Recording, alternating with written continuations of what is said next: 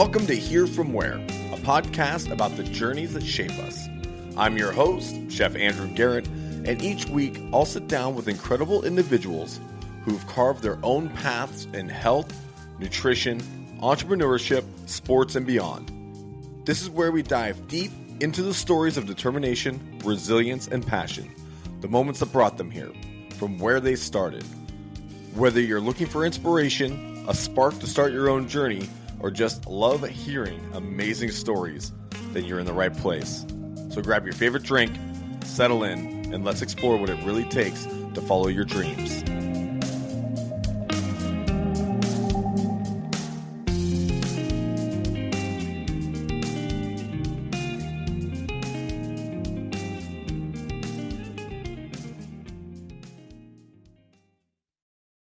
You ready? I am, yes, sir. Fantastic. Hello, welcome to Bear Camp. I am joined today by our guest and someone I consider a good friend, Mr. Stu Garrett, of no relation that we know of yet. I haven't connected the dots, but I think eventually we'll get there. But Stu has been coming out here to Wilderness Mule Bear Camp for how long now? This is my fourth season. Fourth season. Fantastic. Now, so Stu, let's dive in. I like to get to know people. I've had the pleasure over the last 3 years of getting to know you. I know a bit of your story and how you've gotten to be where you are today. Tell us a little bit about yourself. Like, where did you grow up? I grew up in northeast Oklahoma in a small town called Nowata. My parents had ties to Fayetteville, Arkansas, so a lot of Arkansas, Oklahoma connections. Just a small town north of Tulsa, Oklahoma. I was very, very small. I was very, very fortunate to get to go see the world with a great career, but I still enjoy going back to my farm in Oklahoma. That's fantastic. So you still have property in Oklahoma? I do. I inherited the family farm there. My older brother helps me take care of it. A lot of whitetail hunting there. My parents had 13 grandchildren. 5 of those are deer hunters. So I let them have access. They can't come out to Idaho and go bear hunting. So I let them have access to the whitetail on that farm.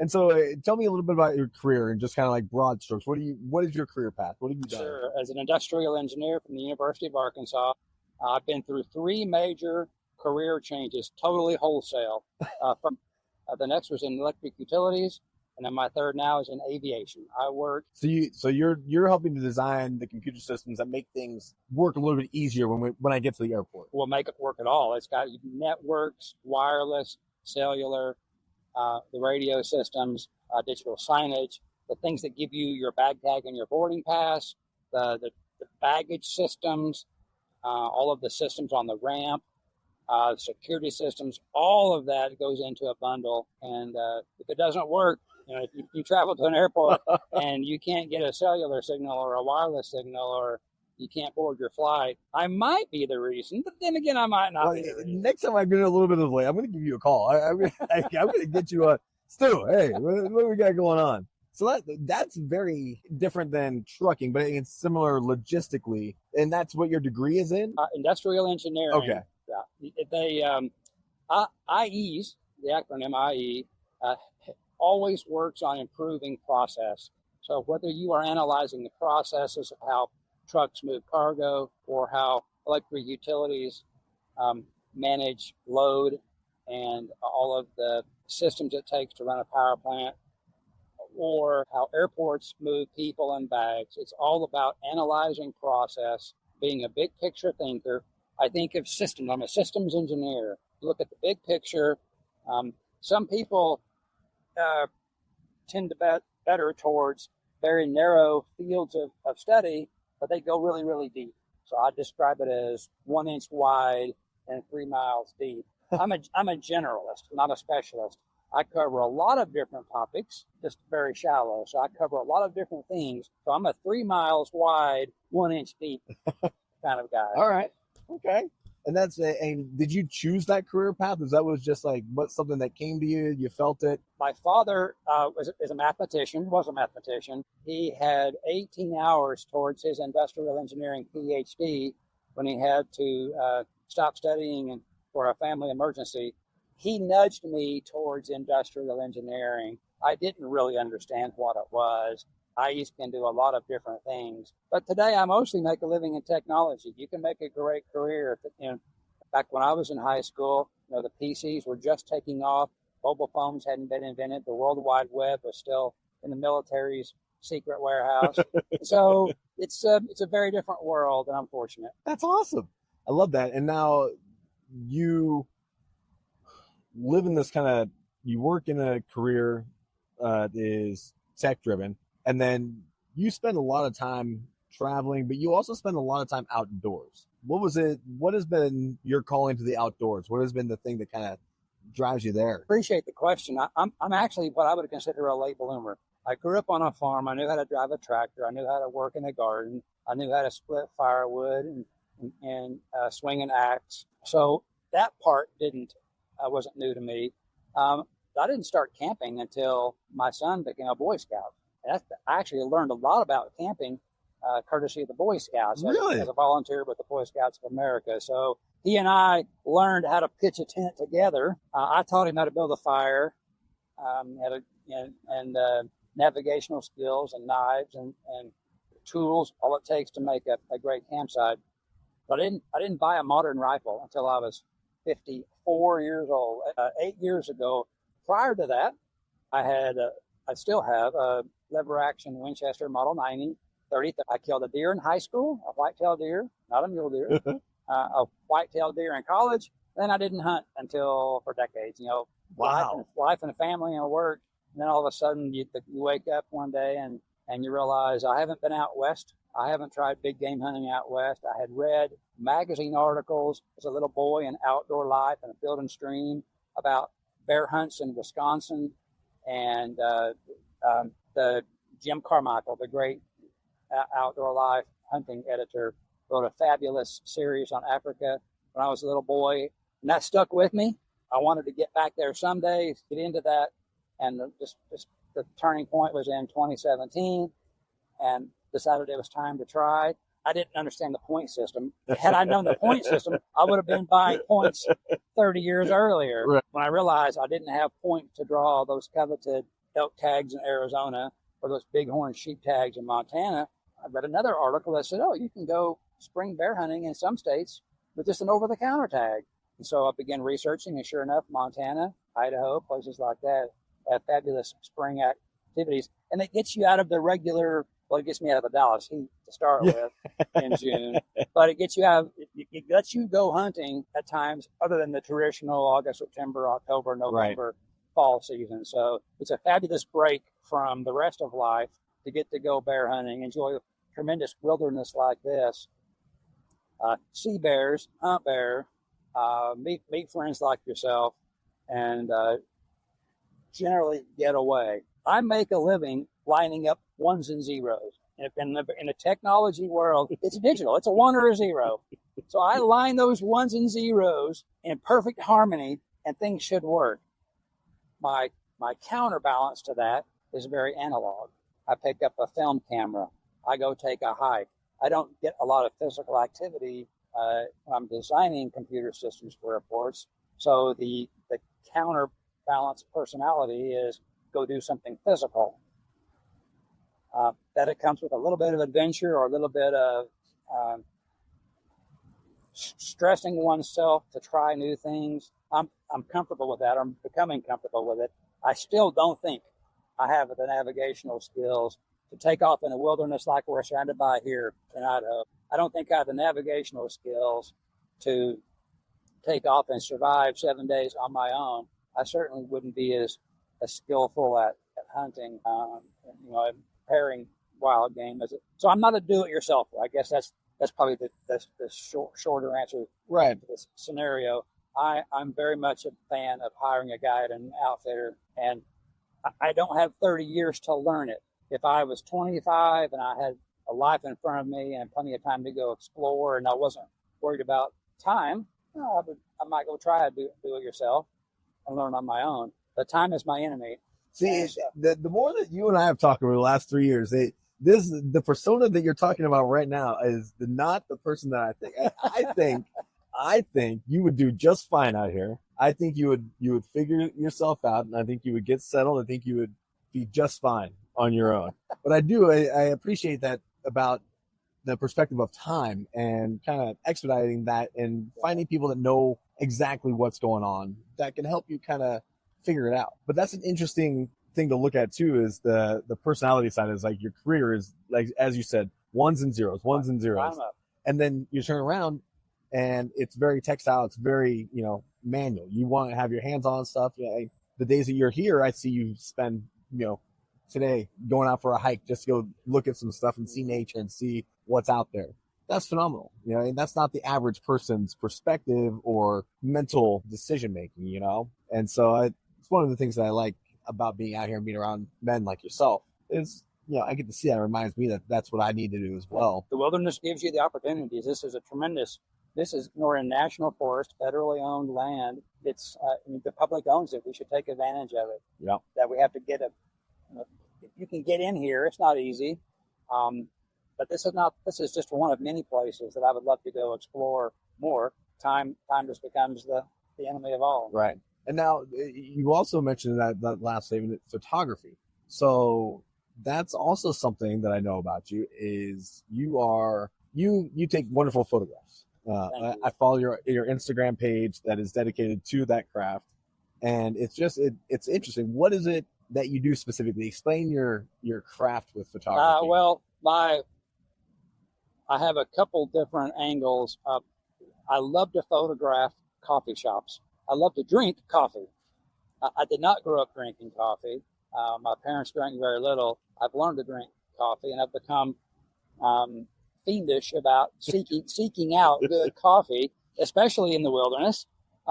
So I love to photograph coffee shops because they're all different. If they're not a corporate brand, if they're a locally owned chain or locally owned storefront, locally owned storefronts have opportunity to try new roasts and new beans of origin. And, of course, you meet the locals.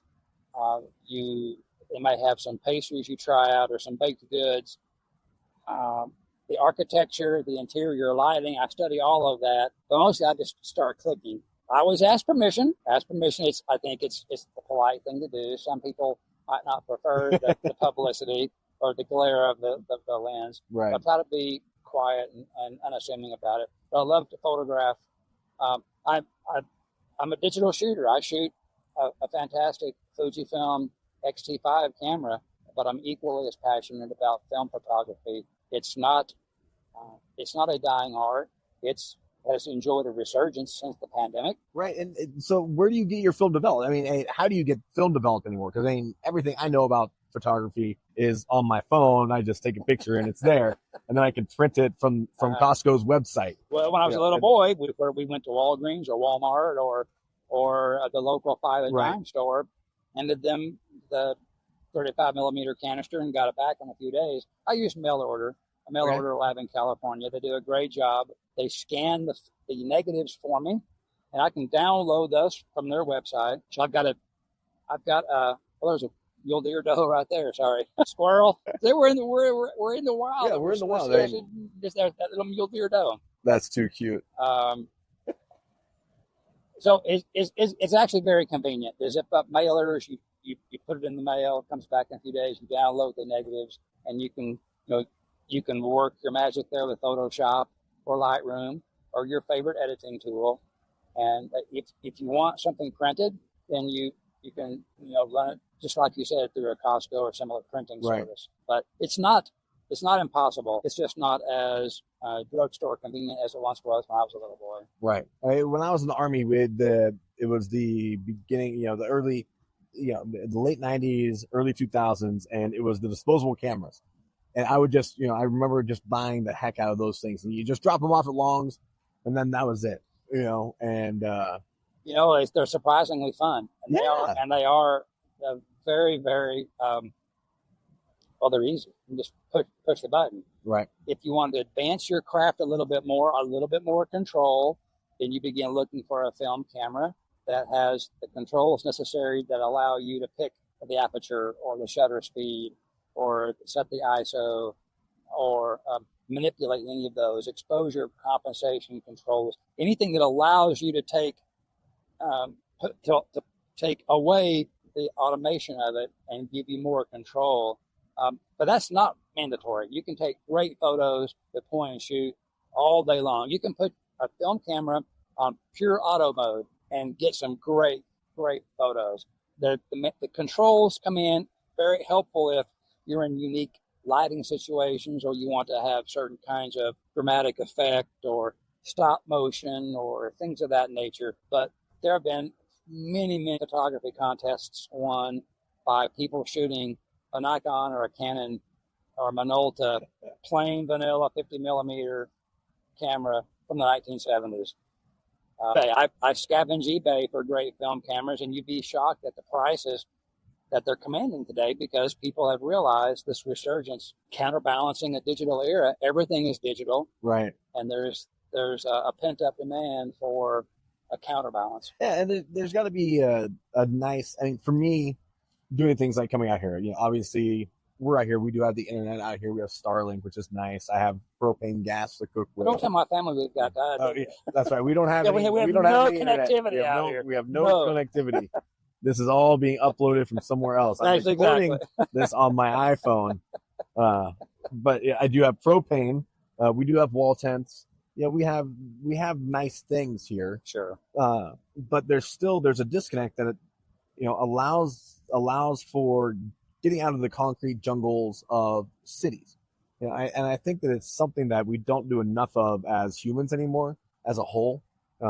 It's few and far between to find someone like yourself or myself who seeks that outside, and I think that with film, that's another great example that I hadn't thought about before. It's something that is very manual. You have to do it with your hands. It's very technical. You have to understand it. There's a lot going on that, so much more than just pointing and clicking, with the phone. And I think that, again, that's something we take advantage of, right? You slow down. Yeah. You can click on the automatic shutter of a film camera, but I like slowing down, thinking. I see better, Andrew. I see better light. I see better shape. I see better composition. I see better when I stop and slow down. Sometimes that's not possible. You're chasing children around the playground and you want some photos. You go as fast as you can. But in a natural environment like this, I'm looking and stopping. And sometimes when you look at a scene in front of you, it looks they have a certain visualization of it. You hike another 100 yards and look back from where you came, and the visualization is very, very, very different. So I look forward and I look back. This idea of disconnecting, I'll give you another great example of how I am atypical in that respect. When I fly, and I fly several days a week, all year round, when I fly, I don't open my phone, I shut it off. I don't open my laptop, I shut it off. I don't watch movies or TV or look at my phone or look at my laptop. I use that time. That time is precious to me to disconnect from things that are constantly bombarding me. And it's the same when I choose my wilderness activities. I intentionally pick places where I can force myself to say, no, we're not going to check work email today. I'm on vacation. I'm in the wilderness. I'm serious about bear hunting. We're going to not think about work. When I go back to work, I'm fully vested in work. Well, I still think about hunting. Okay. But when I'm not thinking about hunting, I'm fully vested in performing my job. And so it's an on-off switch for me. I go all in, work. I go all in, no work. That's fantastic, though. What are, aside from out here with us, where else have you been hunting? Where else have you spent time? Great question. I love it. My first bear hunt was a spot and stalk in Montana. Unsuccessful, but I learned a lot. My first mule deer hunt in Nevada, Elko County, the Ruby Mountains, gorgeous. It's on my list. I missed a wall hanger mule deer in the Ruby Mountains, and I will hope again someday to draw a tag. I shot a nice mule deer in Utah in October 2022. Shot my Wyoming elk in 2022 also. That was a tough hunt. I don't think I'll ever elk hunt again. Tell me about that hunt, because I know this story, but I would love to share this story because I think it's a good one. Well, what was that like for you? It was physically, well, I'll back up and slow down. I won't compare it to the physicality of what you did and others do in the military. But for me, at my age and my physical conditioning, it was a very, very, very difficult hunt. 8.5 hours into the wilderness on horseback, a day to get to your camp, your base camp, 6 days of hunting on horses up and down mountains and seeing grizzly every day, hearing wolves every night, and then a day out, 19 miles, physically a brutal hunt, cold. You're riding in the dark in the mornings, you're riding at dark at night. I got a fantastic elk in the thoroughfare wilderness of Wyoming, but that's it. Elk hunting is for the younger. So one of the things that I think is really, in today's hunting world, there's this really strange illusion that if you hire a guide, you're going on an easy hunt. That's going to be this really simple experience. I think that the overall perception from the public is if you hire an outfitter or a guide, you show up, they go say, oh, you can shoot that one. You sit down, you shoot it, and then you walk back to the lodge and you take a warm shower. Like, that's not the actual experience. It is not, and I will tell you, I'm glad you mentioned this. This is an enormous pet peeve for me, and actually a concern. I see so much content on social media, hunters taking barbs at each other. When someone posts a picture of a fantastic trophy, and one of the first questions from the audience might be, was it on private land or public? Was it do it yourself or did you hire a guide? And it somehow, a 320-inch elk is devalued if it was on private land, or devalued if the hunter used a guide or an outfitter. I don't find that the case at all. That hunt was brutal. Whether I didn't have the, it is true, I didn't have the skills to go into the wilderness and find that elk. I didn't have the gear to find that. I didn't have the horses or the gear to find that elk. So I don't like that hunters, we get enough pressure from other sources wanting to cut back on our heritage and our rights.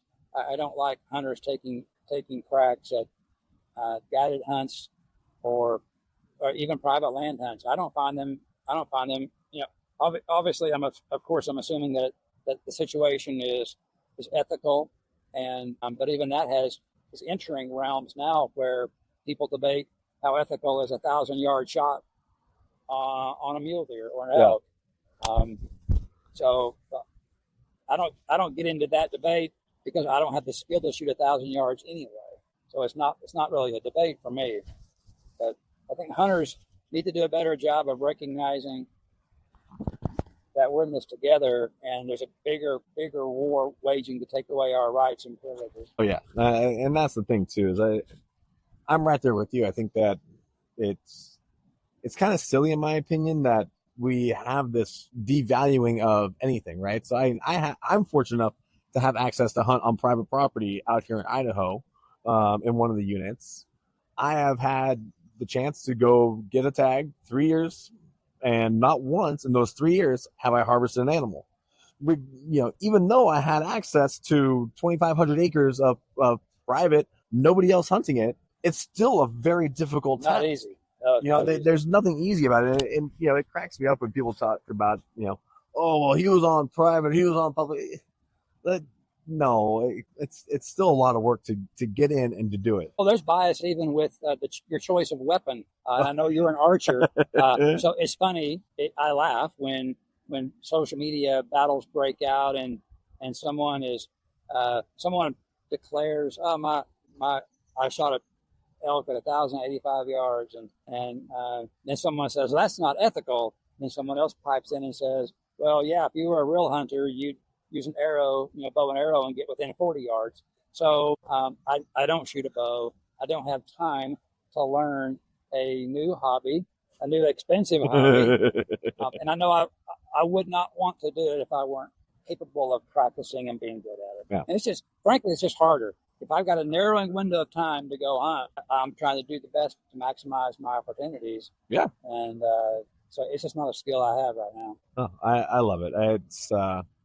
It's good to hear other people have the same kind of feeling and emotions around that, and it's also, again, hearing that it's not just showing up, picking an animal, that's the one, shoot it. That's not what it is. And it's an adventure. And I think that people don't understand what a cool adventure hunting in the West really is. And I think there's a subset of people that really know, and they are out there and they are getting after it. And then there's that other group that's like, oh, that just sounds so easy. It's too easy. Well, I can tell you that from my experience, having done it for just a few years, it's hunting Midwest or East versus out West is very, very different.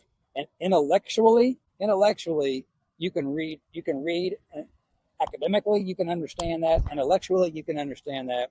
But until you experience it, it's very difficult to explain to someone who hasn't done it yet what it's like to hike up to 8,000 feet elevation or greater. If you're a landlocked Texas resident at sea level, and now you're asking me to carry my pack and my rifle, up 8,000 feet, and I'm puffing and puffing, and there's no oxygen, and my legs are screaming, and my lungs are screaming, and you're saying, get down, get ready to shoot, here it comes.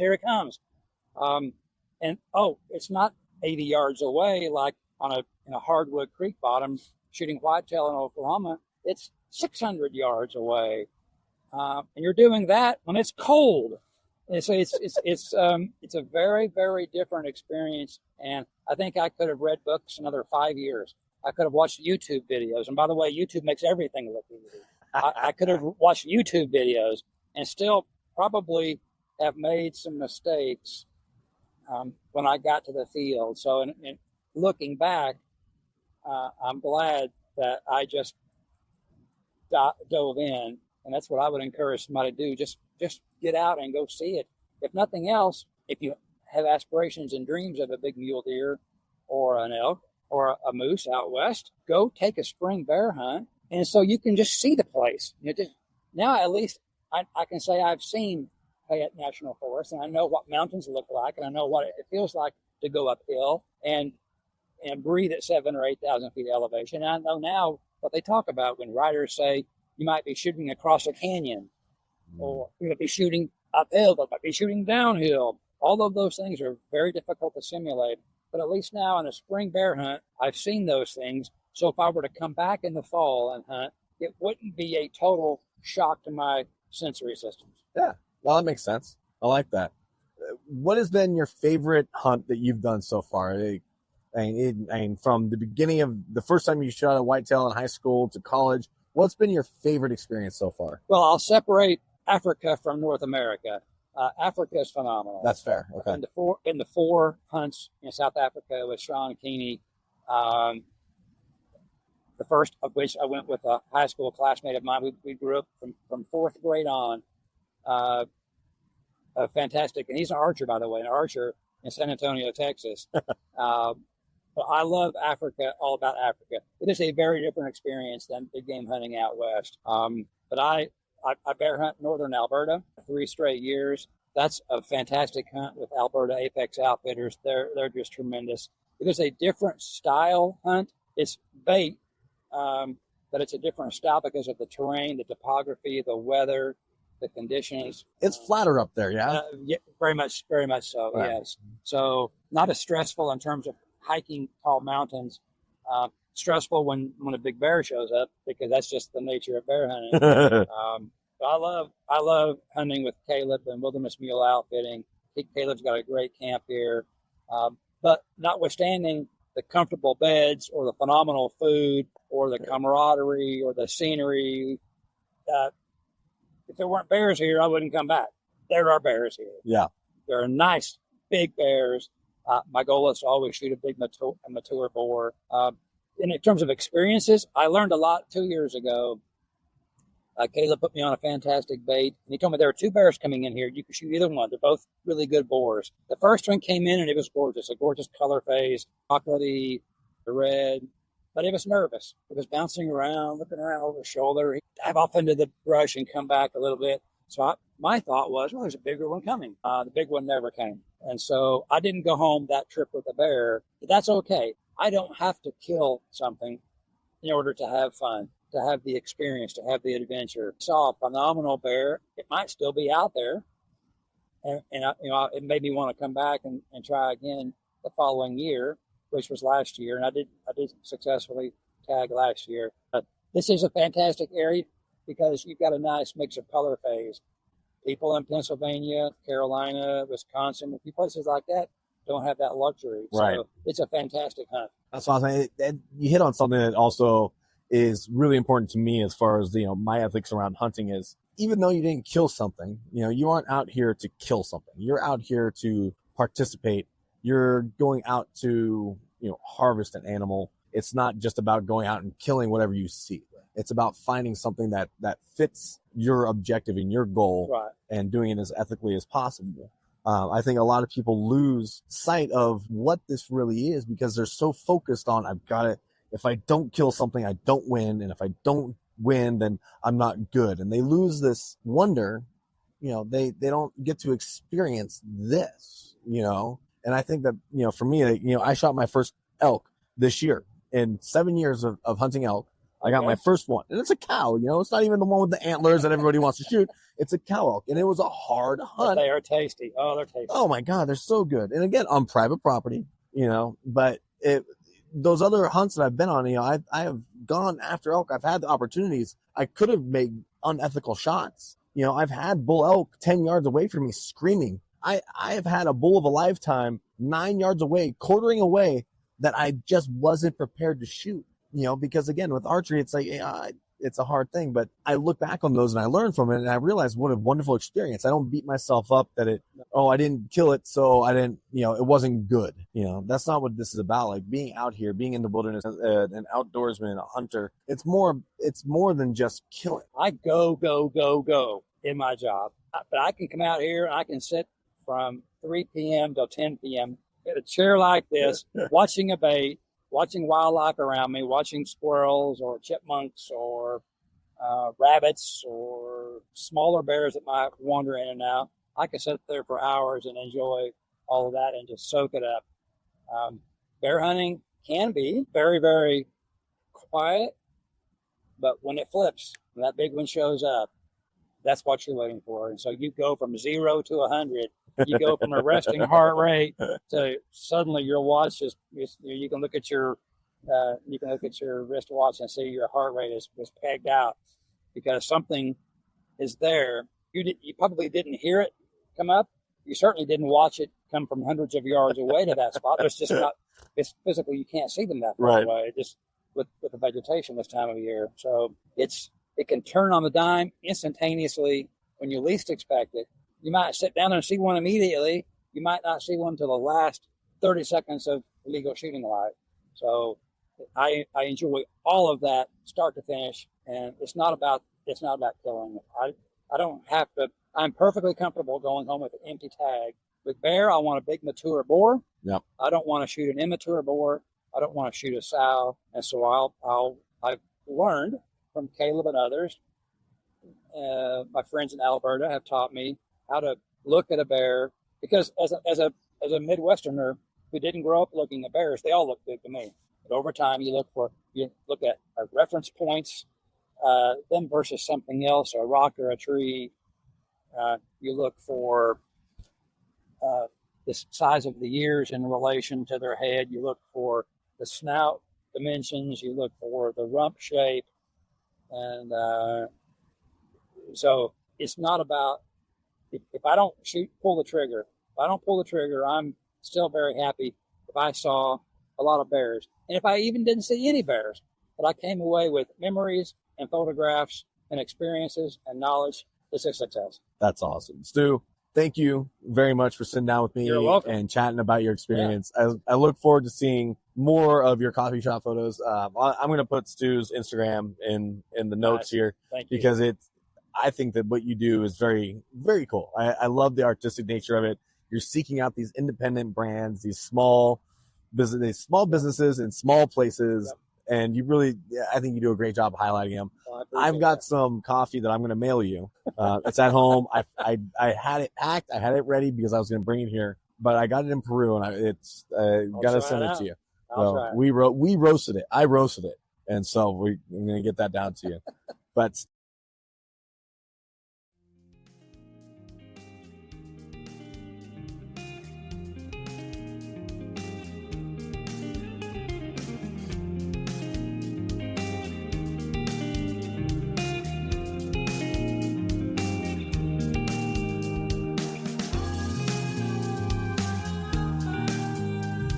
that's it for this episode of Here From Where. Thanks for tuning in, and if you enjoyed the conversation, be sure to subscribe and leave a review. A huge thanks to Justin Podolesky for the music and sound production, and until next time, keep exploring, keep learning, and keep moving forward. All the best, and happy cooking.